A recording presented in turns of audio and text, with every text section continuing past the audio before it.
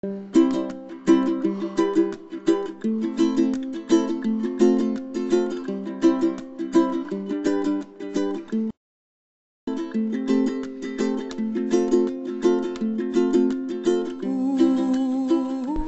I'm Vanessa Rule with Somerville Climate Action, and this is our third installment of our energy efficiency videos.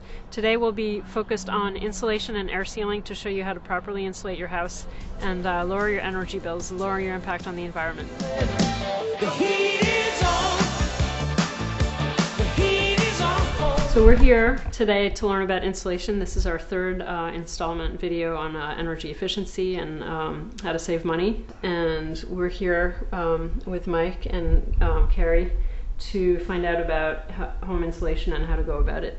Could you tell us a little bit about the insulation process, and if you're, Somerville homeowner, how do you go about reduce your energy costs, and that it's a good idea to insulate your house when you're thinking about what things you can do to improve your energy efficiency and lower your impact on the environment. Could you tell me a little bit about why that is and how it works? Okay, sure. So there's a diagnostics part where you use a blower door and an infrared camera to find places in the building that may not have good insulation. One thing is that in a building, a lot of heat loss occurs because air moves in and out of the building. It's called air infiltration. Anywhere from between 20 and 50% of the heat loss in a building can be air infiltration. So with a blower door and an infrared camera, you can find the places that air is entering and leaving the building. And if those areas are places like empty wall cavities or places like that, you can dense pack a material like cellulose into the wall cavities, and that will provide insulation and help slow down the air coming in.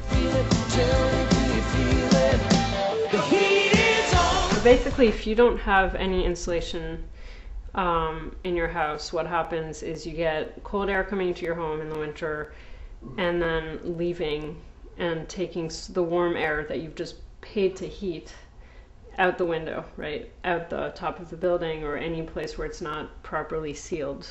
Exactly. Because air is sort of like, water. If you're putting water in your hand, and even though you might shut it really tight, it'll still go through because air and water will just find tiny little cracks to move through. So you're losing all this money and energy. And so what you're doing is coming in, sealing those air leaks, and then the cellulose slows down the rate at which cold air moves into the house, or the rate at which the hot air moves out of the house.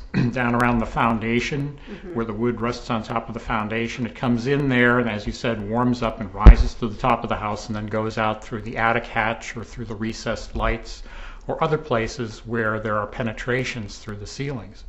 So that if you can air seal those locations, perhaps with a foam or perhaps using rigid foam materials, and stop the air from coming in and going out as easily. You can also take that step with the walls by using something like dense packed cellulose, which tightly packs this chopped up fiber material, chopped up newspaper. What is it basically. made of, cellulose? Cellulose is basically wood fibers, old newspapers which have been treated so that they're flame retardant. What I found instructive is the idea of the stack effect, where air comes in at the bottom and exits out the top of your house. Just like a chimney, right? Just like it's a chimney. Like the air comes in and... Yeah. Well, to emphasize that, we're dealing with air pressures. So in the basement, you actually have the house sucking air in. It's not just floating in. It's being sucked under pressure, and it's actually being blown out of the attic under pressure. Okay. So you have a very efficient... Like if you had a little motor there. It's just like a fan. Like a fan. It's working just like a fan would to remove the heated air.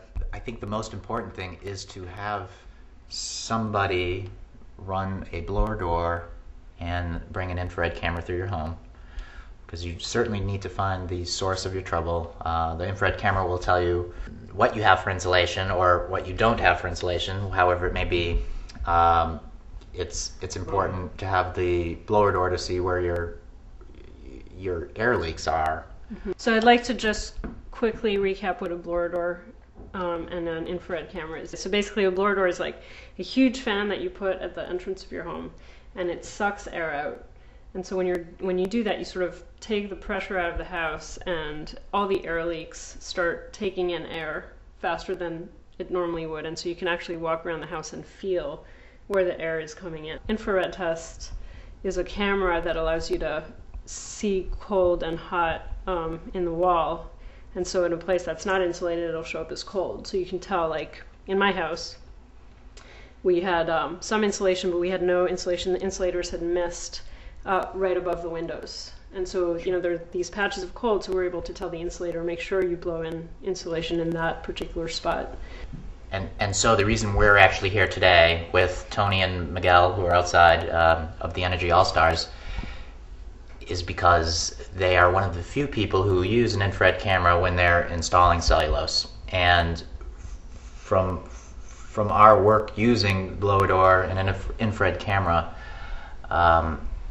it becomes very clear that you can't really do a really good job installing cellulose unless you have an infrared camera. So how do you know if you're getting a quality contractor? The first step would be, if you have a cellulose contractor that is not using an infrared camera, there's a good chance it's not going to be done right. Yep.